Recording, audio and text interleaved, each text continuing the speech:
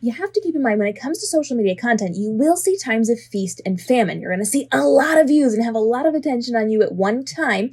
And then maybe a couple days later, you will not see as much. It goes in a cycle on social media, and this is to be expected. This is just the way that it works. So just because your views are down now doesn't mean they're going to stay down, and doesn't mean that the content you're creating right now is bad. So let me break down a couple of things for you to really keep in mind as you're viewing what's going on inside of your views and engagement. Our algorithms are going to take our content, and their job is to show people as much good content as possible to keep them on the platform. So they're going to take whatever is working right now, and they're going to show that. That could be your content right now. That could be your content from the past that performed well, or that could be somebody else's content. Now, the algorithm in general will take whatever content you're putting out today, and they're going to take that and show it to a handful of people, just a small group of people who are already following you. They've raised their hand and said, yes, I want to see more of that person.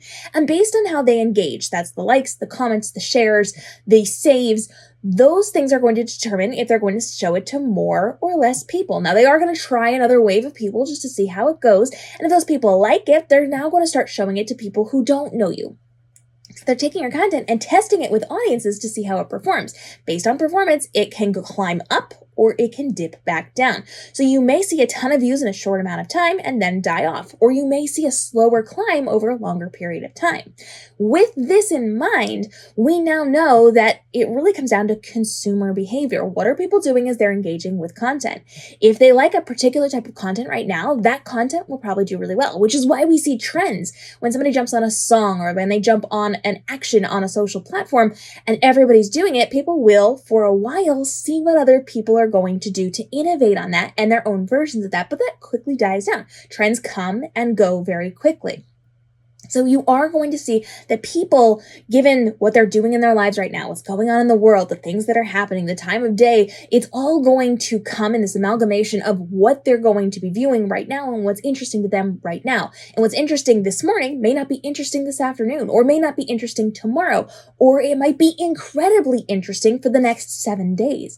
We really just have to understand that it comes in these cycles where you're going to get a lot of attention because you're the cool person right now, and then somebody else is going to get that attention, but it will swing back around to us. That doesn't mean you should slow down your content creation. It doesn't mean you should pull out of doing whatever it is you're doing on social media. It does not mean that you should whine and complain that you're not getting views, because you will. Now, the other thing to remember is it does like that older content. So even if you post something today and you only get a couple hundred views, that's still a couple hundred views. Congratulations, that's fantastic. But it may also mean that your content that is being shown in the algorithm system is your older content that already has proven to perform well. So you just have to keep in mind that you need to scroll back. You need to double check things. You need to see how everything's going that you created in the past, because what you're doing right now in the present may not be the thing that's triggering the system right now. And that could pick up a week from now or 2 weeks from now based on how they're sending it out inside of the algorithm system. They're just filtering it through people to see what works well. There was a time I posted a video. It was a paid sponsored ad for a client of mine, and this video did well. It had a lot of views. It did well, and then it died down. It was not the best performing video. It was not the worst performing video, but it was higher than average for me. It did pretty well.